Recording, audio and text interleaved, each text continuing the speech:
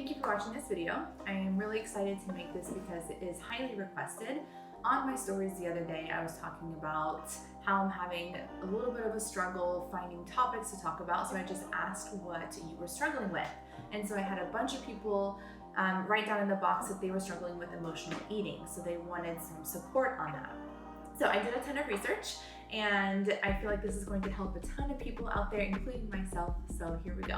So first of all, let's talk about what emotional eating is. So emotional eating is us, or you, eating to make yourself feel better. So we do this to satisfy an emotional need, maybe relieve stress, or perhaps cope with unpleasant feelings like anxiety, stress, sadness, boredom, anything like that.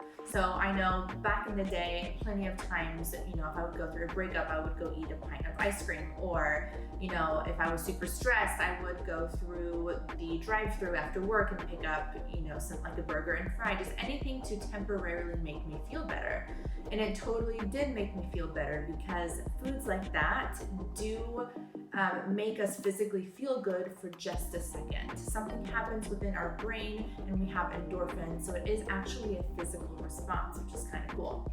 So that's what I used to do. I also used to just get bored and mindlessly eat while I was watching TV, and I would do that with salty foods like nuts or crackers or anything like that. So unlike physical hunger, emotional hunger cannot be satisfied, meaning our stomach is a bottomless pit. There's no amount of food that we can eat that would actually satisfy us and make us want to stop, because the root of the problem isn't us being hungry, it is our emotions. And those aren't contained in anything. So what's important to realize here is that eating to cover these emotions or to suppress them is just a temporary fix. It doesn't actually fix the root of the problem. So after this binge or after this indulgence of food, you are still going to feel sad, depressed, anxious. All of those things are still going to be there, plus the guilt that you have from binging or from overeating. So you have the guilt, you have the shame, and you have the frustration. And if you are someone who is trying to lose weight, this can be huge, because no matter what type of diet that you choose to do, it's not going to work. Although you have the tools and you know what to eat and not to eat, when your feelings hijack your emotions, all that goes out the window. So that's something that's really important to realize. If you're trying to lose weight or lose fat, you have to get these emotions in check, not only to be successful in your program, but also to be successful in other areas of your life. So something that we need to realize here, what our triggers are. So what are the things in our life that make us spiral out of control? Is it perhaps we're trying to suppress our emotions? What are these emotions? Who are they triggered by? What are they triggered by? Is it boredom? Maybe you need to find something to fill your time so that you're not snacking on things. Perhaps it's childhood habits. Maybe growing up, your parents rewarded you for a job well done with some candy, or they took you out to pizza after you got a good report card, or anything like that. Also, social influences. This is a huge one for me. Going out to eat with friends often can lead you to want to eat the same things that they are eating. Just because they are ordering the burger, the fry, the pizza, it makes it more appealing to you. Plus, you don't want to feel left out by eating something different, so perhaps you would order the same thing. And also, stress is huge too. This is something that I dealt with a lot. That temporary relief of stress while you're indulging in this food does give you a break from what you're trying to deal with. So it's just important to figure out what those triggers are, and if you are really wanting to fix this, then maybe we need to avoid those triggers for a temporary period. So it's really important for you to be able to find a way to deal with your emotions so that you can finally be successful at that diet, and you can finally deal with your emotions outside of the diet part too, with your friends, with your family, because it's not good to never deal with them. I know it can be scary to have to deal with these feelings. Maybe you think that if you don't eat, that you'll have to deal with what's coming from within, and you may think that this is going to open Pandora's box and it's going to be totally overwhelming, but I promise you that it won't be. So some ways that we can try and cope are by finding different things to distract us. So if you are feeling depressed and lonely, maybe you can call a friend, someone who is close to you, someone that you know will encourage you. Maybe if you have a pet, you can play with your dog or your cat.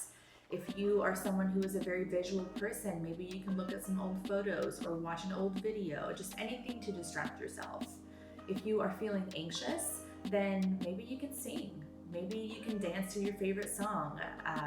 There's those stress balls that you can squeeze, or maybe just distract yourself by going on a walk. That is a really nice way to be able to relieve some stress.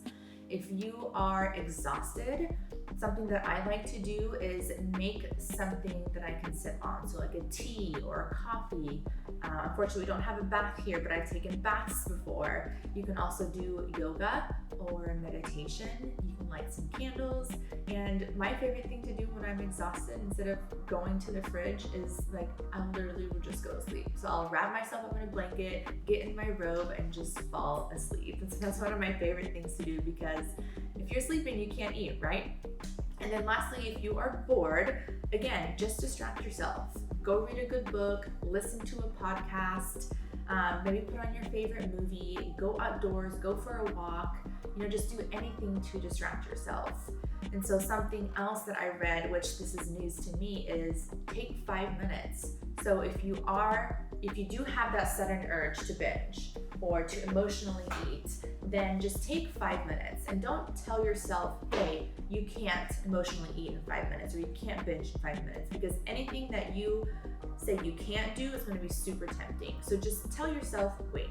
You're not saying no, you're just saying not now. So while you are focusing on yourself and you're feeling these feelings in these 5 minutes, really ask yourself, why am I feeling this way? Acknowledge that you're feeling this way, let yourself know that it's okay to feel this way, and then brainstorm. What are the things that you can do to make yourself feel better that don't involve eating? Your feelings are the way that they are. You can't help that. You can't help the emotions that you're feeling. You can't help the situation that you're in. But what you can help is what you put into your mouth. So really brainstorm, how can I get over these feelings? What is my plan of action? And if after the 5 minutes you are still wanting to binge, then again, try finding one of those coping mechanisms and just keep telling yourself to wait, to wait, to wait.